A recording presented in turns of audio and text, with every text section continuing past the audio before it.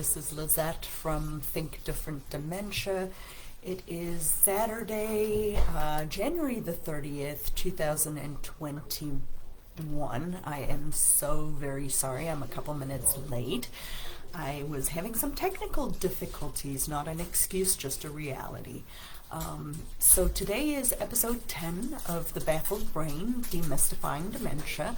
I'm here to serve you for the next hour to talk about dementia, to answer some questions. I am extremely thankful. I have a whole list of questions that can keep me going or at least get me started. If you are watching this live, please comment live. If you have questions and you're on the live, please ask questions. That would be wonderful. If you're watching it on replay, please comment replay. This is just so that I can keep track of where people are watching from. My name is Lizette Klute. I am an occupational therapist, and I answer questions once a week on this Facebook Live in the dementia website, Alzheimer's and Dementia support group. So welcome. I'm very grateful to have you here, and I'm excited to be able to answer questions for people. What I try to do, in case you haven't watched me before, is have a few questions that I can answer, that I can start to answer at the beginning of the hour, and then if people hop on live and they have specific questions, once I finish a question, I'll answer another question. I try to tag the people in the live stream afterwards on the, when I post it, when I repost it on live, I'll try to tag people and kind of tell people what the live stream was about. So, like I said, I'm here for the next hour until about noon Eastern Standard Time in the United States, and please ask me questions. So I'm going to put my eyes on so I can actually see what I'm doing. So it's been quite a week. It's been quite a week for me. I actually, just before I get started on the questions, I actually just did a 2-day dementia care training on skills to care, which is something that I'm super excited about. So I'm going to work on becoming a certified to be able to do skills to care. Hi Eunice, thank you for joining. I'm so sorry about your mom. I have been praying for you. I definitely will keep you in my prayers. If you have any other questions for me, please hop on and ask. You know the drill. So the first question that I had from somebody earlier this week, or a comment, was from Linda. Linda said the other day she couldn't find her phone, and I presume it was her husband. He saw it and put it in his pocket. When they found it, they were so relieved but upset that he would do it, yet he denies everything and says, I didn't put it there. She actually says, I guess I'm answering my own question because of course he doesn't remember. Is that the only reason of denial? So Linda, I'm going to start with your question. So denial would imply that there was some level of an awareness that he was doing something wrong. Your husband or your loved one, whomever it is, really doesn't remember that he put the phone in his pocket. He saw it and he put it in his pocket. I would recommend that things that you don't want him to be able to pick up and so on, that you keep on you. Arguing with him regarding it is only going to frustrate you and frustrate him. So the better response probably is to just say, try to always keep your ringer on. That way you can call yourself and see whether or not you can find your phone.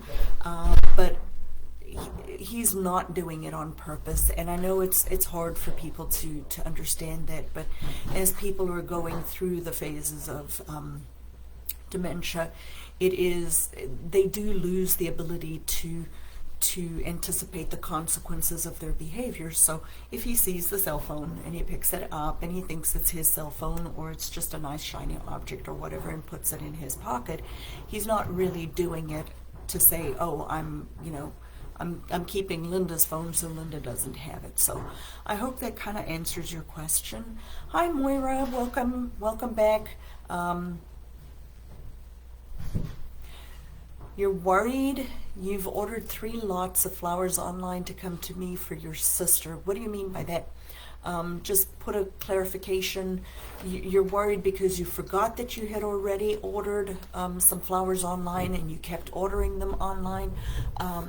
Give me a little bit more information if you don't mind. I've got something on my foot here. It is cold in South Carolina today, so I have my hot bag on my lap and on my feet, so sorry about that. So Moira, throw in the comments there a little bit more information for me. That would be wonderful. So the next one is from, on my sheet over here, is from Lizzie and Donald. My mom has begun rambling on like she's talking to her inner self. She seems to me she is just here. You do everything for her. She doesn't seem to know what's going on around her. And you do have hospice coming in. They check on her blood pressure or oxygen, listening to her breathing, just checking up on her. And you say it helps you have some reassurance because this is your first time with experiencing dementia. You said she has some imaginary friends that she talks to during the day, or if anything happens, and it's not her. Thank you for all you do. Thank you for all I do. That's wonderful. So regarding what you're saying, Lizzie, my guess would be that, as people progress through dementia, they start to have they really do lose their inhibition switch. So they'll start with if you think about your brain like a layer of an onion, the outside layers are the higher level things that we are doing and that we do. Part of those higher level, the fancy word for those higher level functions are called executive functioning. So executive functioning includes things like regulation of emotions or our ability to use our inhibition switch. So what I would say is that likely what you're describing is, as your mom is progressing through her dementia, that she has lost her inhibition switch, that she doesn't really understand that she is speaking out loud or saying what's on her mind. If you think back to where's my little book here, the stages of the FAST, F-A-S-T, which is, and I always have to look this up because my brain doesn't remember everything. The FAST stages are was designed by Dr. Barry Reisberg, and it means it's a model of retrogenesis, which means back to birth, right? So FAST stands for Functional Assessment Staging Tool. So the FAST. So if you think about people when they are progressing through their dementia phases, and you look at it as a retrogenesis model, which means as we develop up to an adult, as we're decreasing through our stages of dementia, as it's going backwards, we kind of go into all of these earlier stages of our life. Well, if you think about a small child when they're playing on their own, right? And you mentioned imaginary friends, right? So if you think about a small child playing on their own, they could very well, they sit sometimes and just play with their dolls and they talk out loud, right? So my guess is that as your mom has progressed, that her ability to just keep that inner dialogue that we all have, to keep it away, to keep it in, she's lost that ability. So I would guess that's what's going on. A lot of what we do are educated guesses, so forgive me if I'm not always correct. So thank you for joining. Moira didn't answer my question, so I'm just going to keep answering questions. Let's see. The next one was Ushna. I think that's how you pronounce the name, Ushna. They said they would like to know all the little things. Do they like to sleep with lights on? Do they like us to talk, or do they need space? How do you make things better for them? So Ushna, that is these are great questions.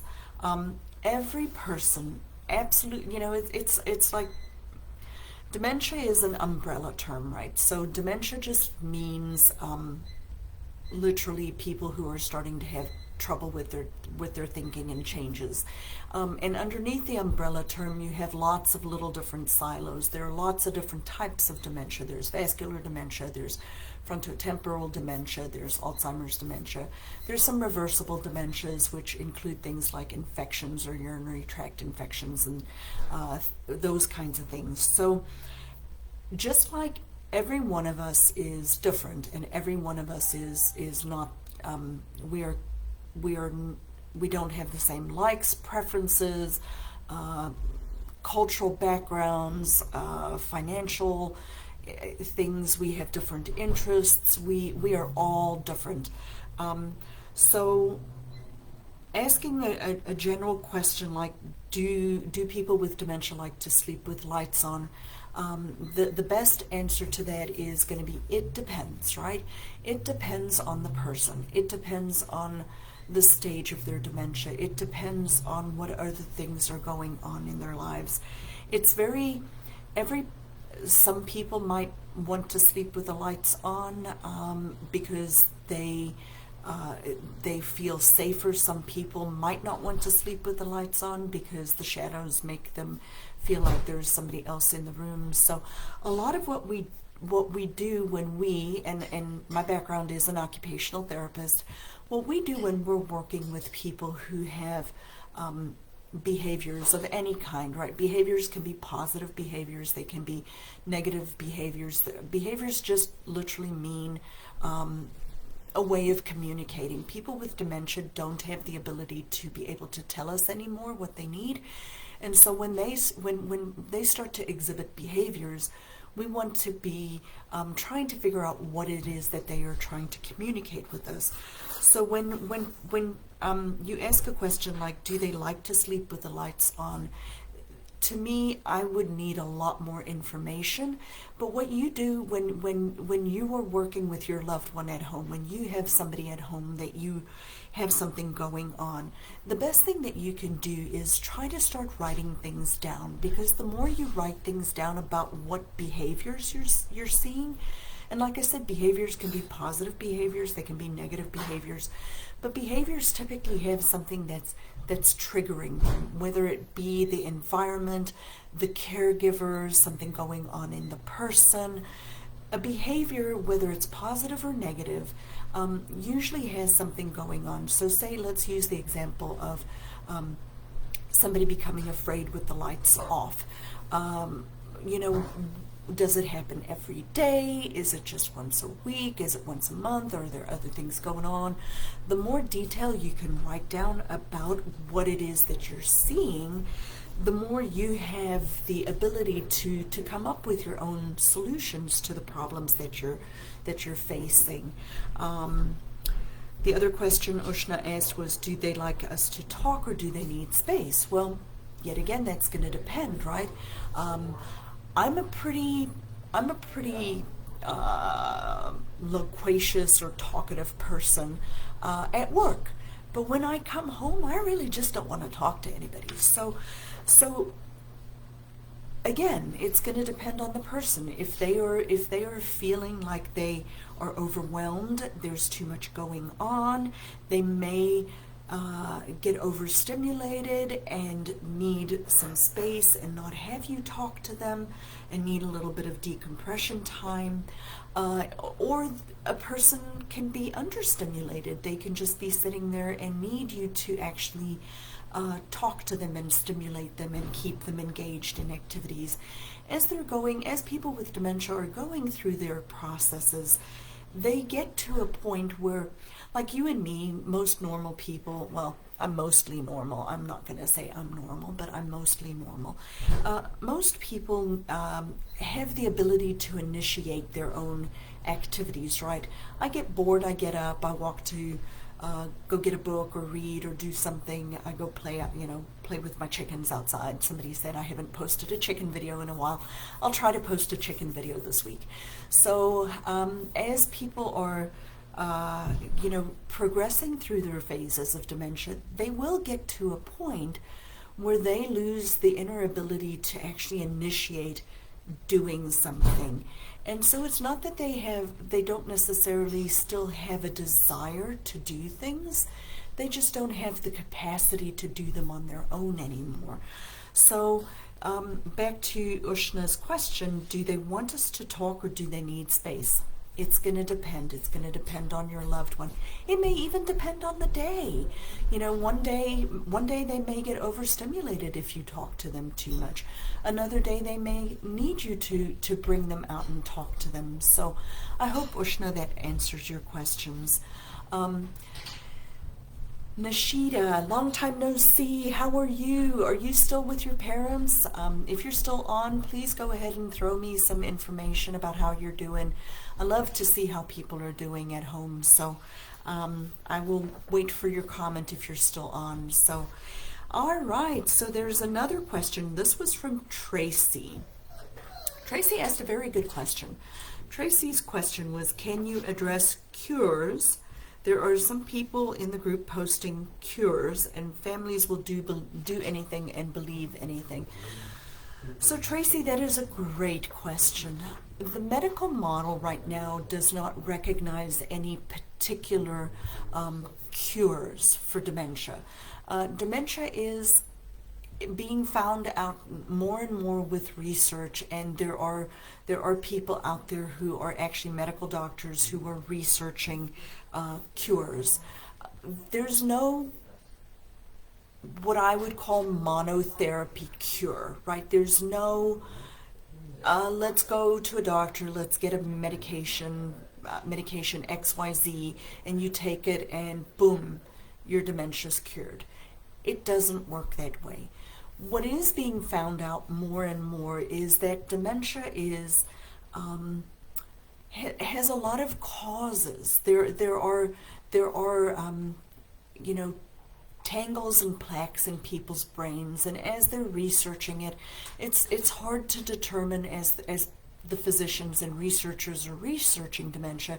It's hard to determine, are the plaques and the tangles caused by the dementia, or are the plaques and the tangles that are found in people with dementia's brains, are they a protective mechanism towards other insults, right?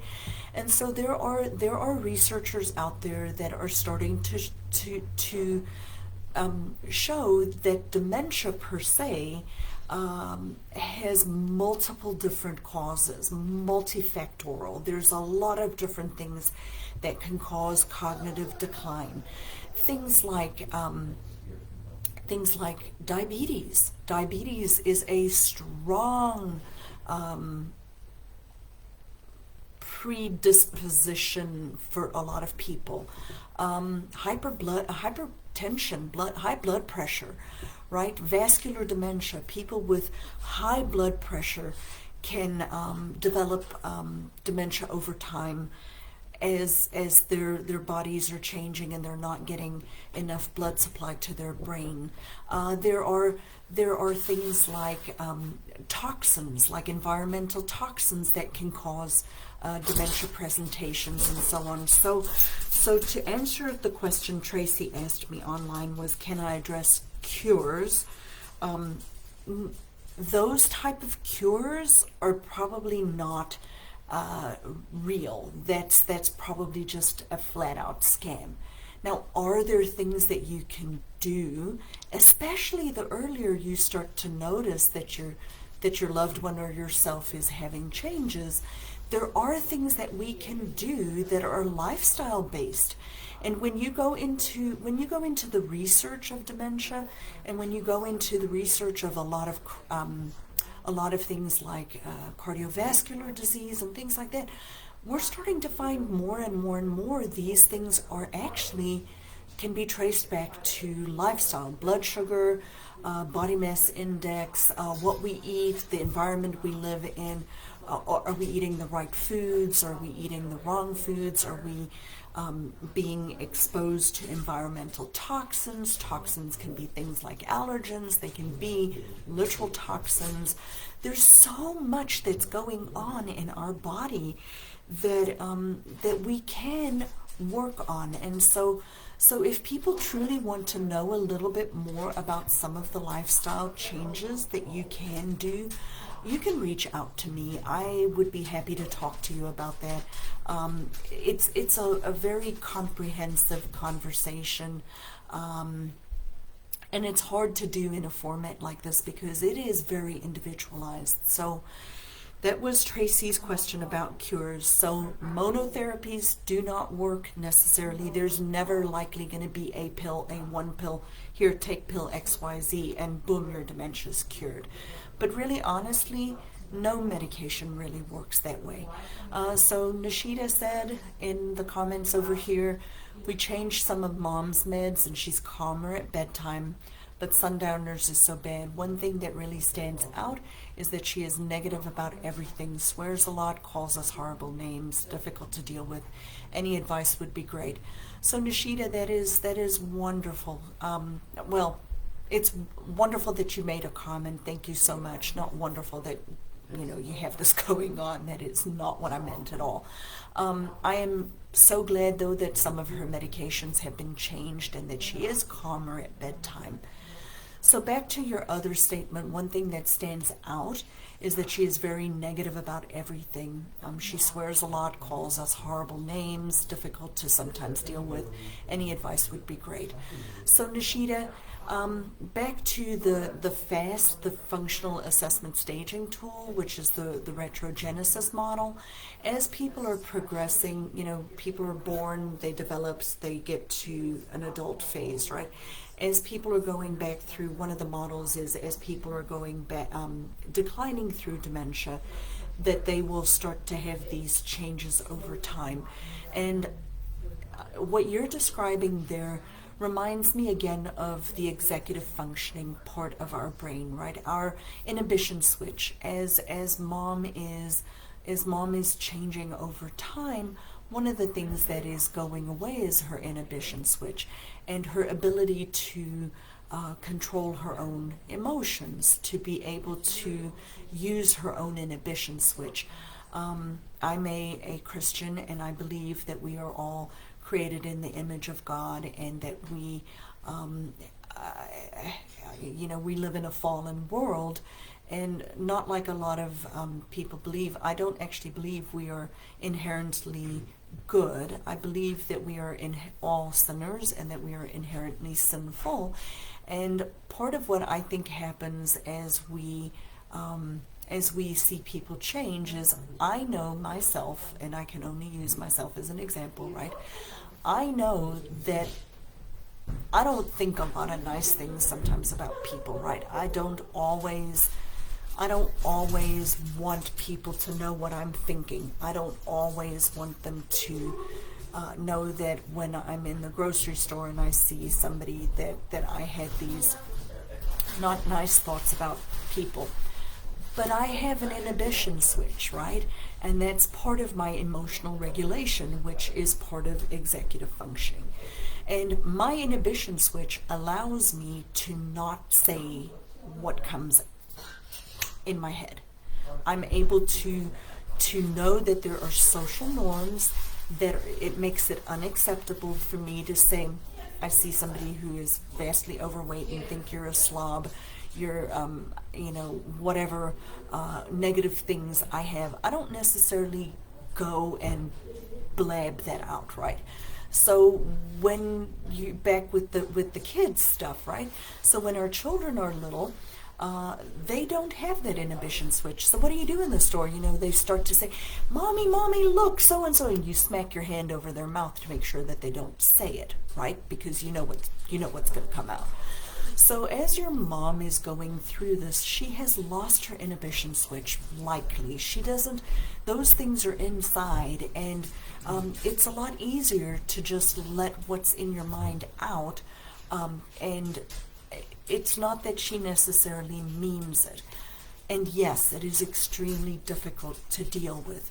But going back to one of my conversations earlier on in today's program, was that all behavior, and so swearing, calling people horrible names, all of those things are behaviors.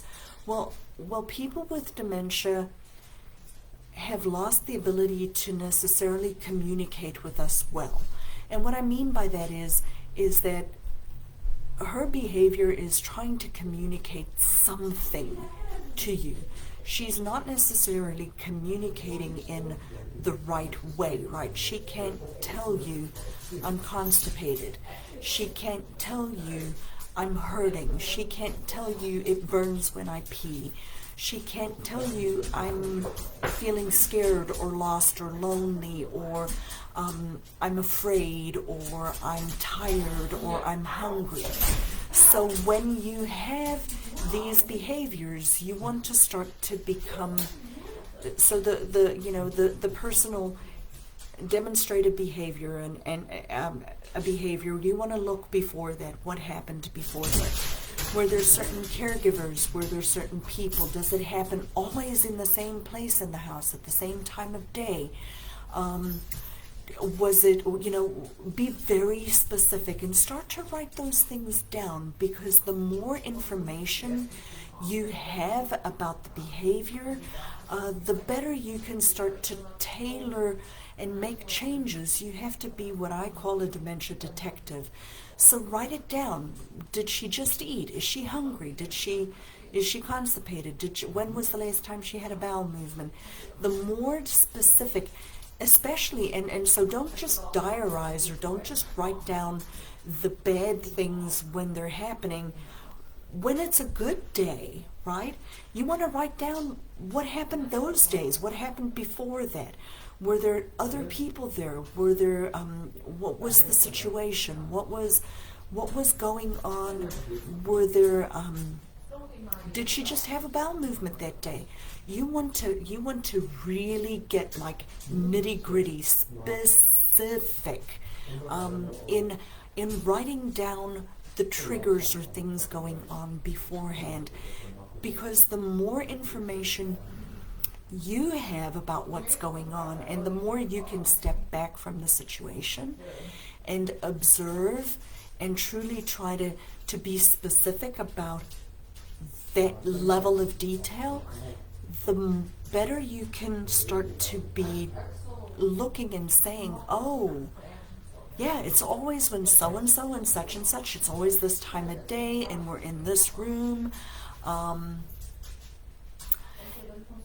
It's always with these caregivers. Then you might be able to piece together a solution. So Nishita, I hope that helps you today. I will tag you in this post, and let me know, if this helps, and we can talk about it. Definitely, you can message me. Lori, great to have you back. Thank you so much for joining me today. How can you know whether your husband's mental fogginess is from dementia or from gabapentin or Celexa? That is a great question. So I know, if I'm not mistaken, I believe your husband's still in the long-term care facility, correct? And so I would say, really honestly, it's very hard without taking a person entirely off of their medication, all of their medication. It is very difficult to know whether fogginess is from dementia or from medication. I can tell you in my experience that when people have been on hospice, and they are, hospice will start to sometimes take people off of medication entirely, that there may be a period of time when they start to actually clear up a little bit. So medication is not without its own benefits and side effects, and some of the side effects of medication is cognitive. There's a lot of medication that, if you read through their side effects, cognitive deficits is one of them. So yeah, I know it's a tough situation, Lori. I know he's in a nursing home, and off of our previous interactions, I know your husband's been had a lot of behaviors before. So my question, I guess, back to you would be, what would be the benefit of taking him off of or not off of the medication to see if it contributes to his fogginess? Is it just because you want to try to see whether you have done everything in your ability to bring your husband's thinking processes back? If I remember correctly from our previous times that I've discussed stuff with you, part of the reason he was in a facility was because of behaviors. So some of those medications might actually be preventing some of his other negative behaviors coming out. So I hope that answers your question. I definitely, am not trying to be insensitive into your needs and so on, but I know that gabapentin frequently can cause fogginess, and so can Celexa.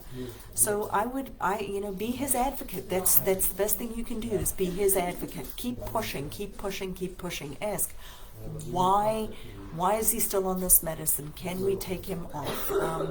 The only way you will ever know if the medication is still helping is taking him off. It takes, some medications a while to get off, and it takes some medications a while to get back on. So as long as he is comfortable and it's controlling his behavior, then is it at a point in his process that the fogginess is truly going to, taking that fogginess away? Is that truly necessarily going to change his abilities? And if it's not, then keeping him comfortable would be the best thing. And from a practical perspective, having him be not aggressive, so if those medication keeps him from becoming aggressive, means that the staff providing the level of care that he needs at the facility is going to be better able to manage his care, which then keeps him comfortable, because you don't want him to become so aggressive that they don't want to go in and provide the care needed. So I know that's not a super great answer, but I definitely would, love your comments and feedback regarding what I said. So Nishita said, you've kept a diary, and okay, so it's when she's hungry. Is it certain food when she's eating? And you said it's when your dad's around. So I would recommend, regarding your dad, kind of try to maybe diarize a little bit more specifically, like what's going on with their interaction. Is he saying certain things that seem to be triggering it further? Is it when she's eating certain meals? Is it when she's eating a certain time? Is she over hungry and then she's getting over, stimulated when she's eating? Is your dad talking too much? Now, I talk a lot, but with people with dementia, I know that I can definitely cut back on some of my verbal diarrhea.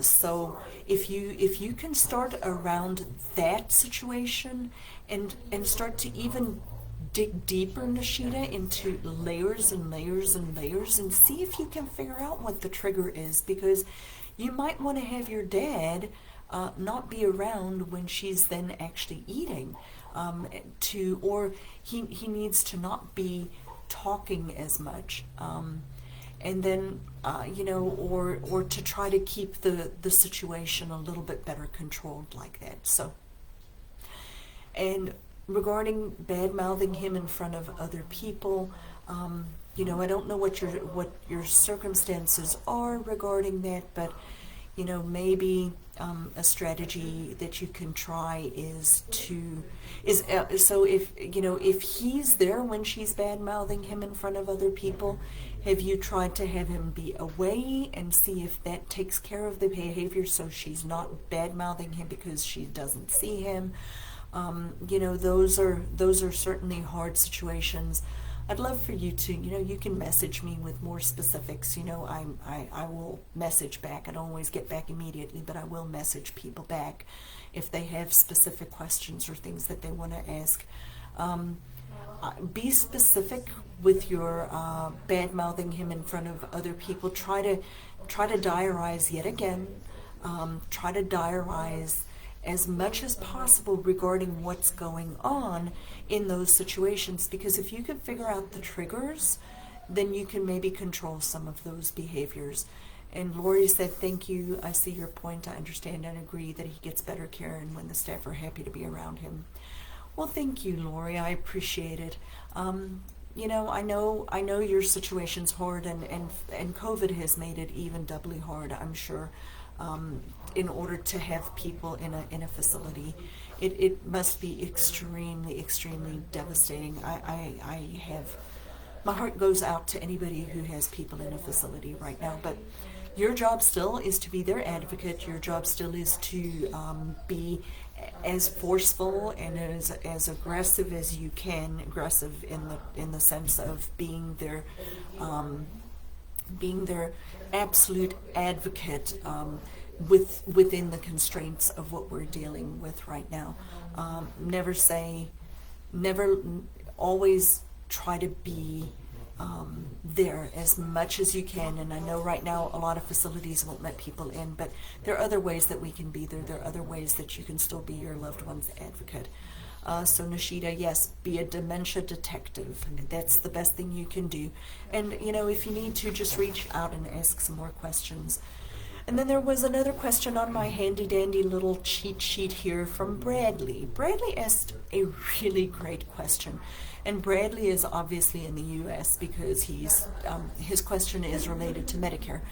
And he asks, why is Medicare insurance not supporting assistance for in-home care for people with dementia and their caregivers?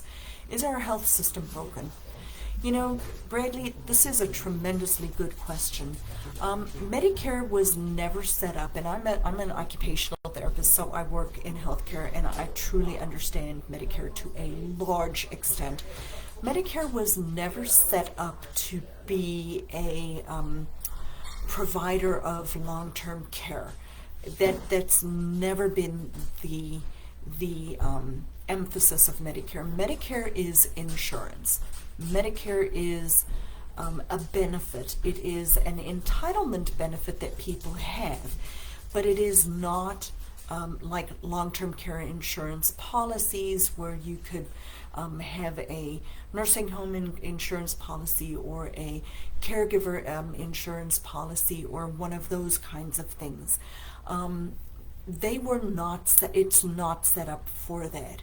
Some states, and each state is different, some states, Medicaid, which is state funded, will offer some, like I'm in South Carolina, so I can only speak to South Carolina, right?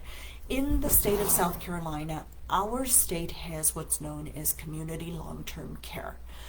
So people who, in community long-term care, the purpose behind community long-term care is to try to keep people out of skilled nursing facilities and to provide some in-home care and some in-home assistance in order to keep a person at home. But there are very strict guidelines to who qualifies for these. They are income-based, typically. In our state, community long-term care will provide up to, I think it's 19 or 20 hours of in-home care assistance to people in their own states. So it unfortunately is one of these things that you know, 50 years ago, there weren't as many people necessarily with dementia. I think dementia has changed over time. I think there are a lot more people with dementia because I think we understand dementia more. I'm not saying that there weren't people with dementia at that time, 50 years ago, but I do think that there are things that we as a society have started to do that's contributed towards there being more and more and more dementia per se, the umbrella term, vascular dementia, Alzheimer's dementia, Lewy body dementia, frontotemporal dementia. I think a lot of these things are lifestyle. I really, really do. Some of it is genetic. I'm not saying that there isn't a genetic component, so don't shoot me for this. But a lot of people, just because you have a genetic predisposition for something doesn't mean that you get it, right? So there are people with genetic predispositions for breast cancer. it runs in families. Just like there are there are genetic predispositions or risk factors for other diseases. So I think what has happened over time is that back to the whole Medicare and Medicaid, why is there not being supportive of in-home care for people with dementia? I think it's because these things have changed over time, and there are more people with dementia, but the Medicare and insurance, by insurance I mean medical insurance, like Blue Cross, Blue Shield, those kinds of things, even Medicare Advantage plans, they are not set up to provide in-home care. So when you live in the United States, depending on the state that you live in, there may be some resources for, like in South Carolina, community long-term care services for in-home care. The best thing that you can do, Bradley, is try to find a person in your community that is like a social worker, or try to get some home health people involved, home health, physical therapy, occupational therapy, nursing. A lot of medical home health agencies have social workers in their agencies, so you can kind of backdoor it a little bit, just because everybody's resources are different, right? So kind of backdoor it, try to find a medical home health agency, and there's a difference between a medical home health agency and a non-medical home health agency. So a medical home health agency will have nursing, physical therapy, occupational therapy, speech therapy, home health aid, and frequently a social worker, especially if it's through like a hospital system. So what I'd recommend, Bradley, is maybe try to get your loved one through Medicare Part A benefits, home health, nursing, PT, OT, speech, whatever, and try to get a social worker involved in your particular situation, so that you can try to find out what your resources are in your own community. That's the best thing that you can do, because everybody's community is different. Everybody's resources are different. The Alzheimer's Association does have some money available for respite care, so you can reach out sometimes to your local chapters of the Alzheimer's Association and find out what your local resources are for some in-home care for people with dementia. Most of these things are just set up for respite care. They're not set up to replace. And unfortunately, in the sense of in the realm of dementia and dementia care, most of the care being provided for, and next time I'll try to put some statistics in, but most of the care being provided for people with dementia are being provided by informal caregivers or family member caregivers. They are not being provided for by formal caregivers. And it is a tsunami event that is coming for a lot of us. I'm in that position myself. My mom has vascular dementia. My dad has other stuff going on, obviously, right now that makes me concerned that we have some stuff starting in our own family. So I'm 50. I'm the sandwich, generation. I have my young adult children and my parents, and I'm juggling full-time work and so on. So, I know it's a significant lack. There's a significant lack, but if you can afford it, what I would do, there are a lot of strategies, and the more I'm doing this, more I'm realizing there are a lot of strategies that people need to start taking and doing earlier on in their lives. You need to look at elder care law. You need to look at elder care law in the state that you live in, because there are things that you can do for asset protection to move things out of people's names, but you got to do it sooner rather than later. Most states have. South Carolina has a 5-year look-back period. So if there's stuff that can be done, elder care attorneys can help with that. If you qualify for long-term care insurance policies and you can afford it, that is certainly something that more people need to start doing earlier on. The earlier you buy it, the less expensive it is, but the longer you have to have the policy in place, so you pay more. So long-term care insurance policies can help with that. There's a lot that can be done, but a lot of this stuff, when and this brings me back to what somebody asked me in another day about early recognition of cognitive impairment, right? There is such a social stigma.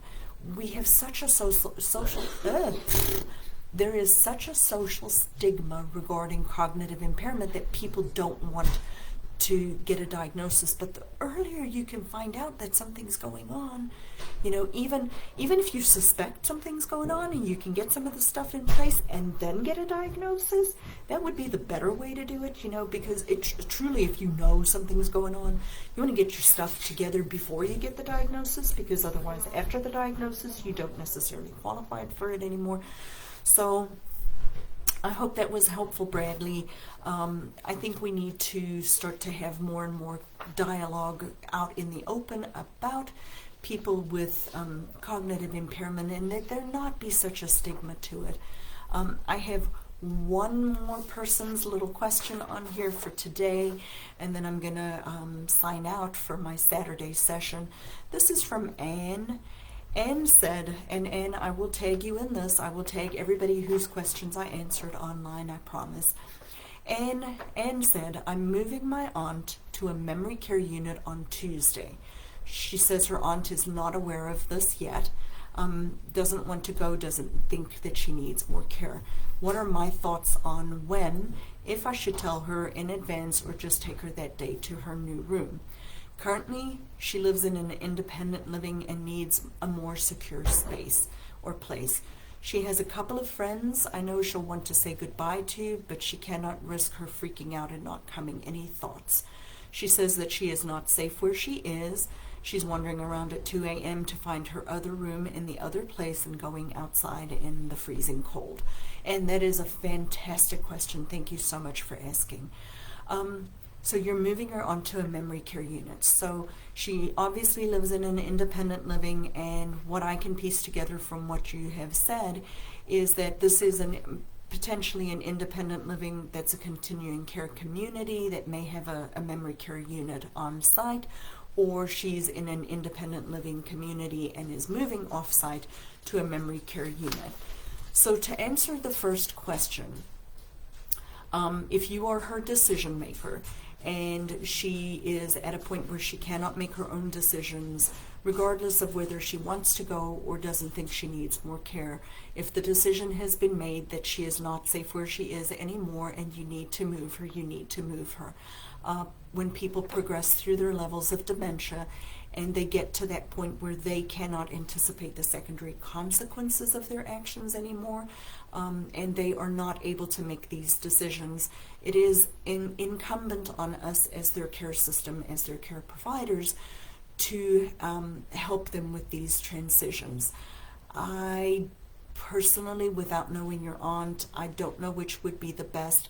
My scientific part of my anatomy, my gut, tells me that I would not prepare her beforehand, because she likely isn't going to remember day to day. It can just sometimes increase people's anxiety and fear and unknown, the unknown.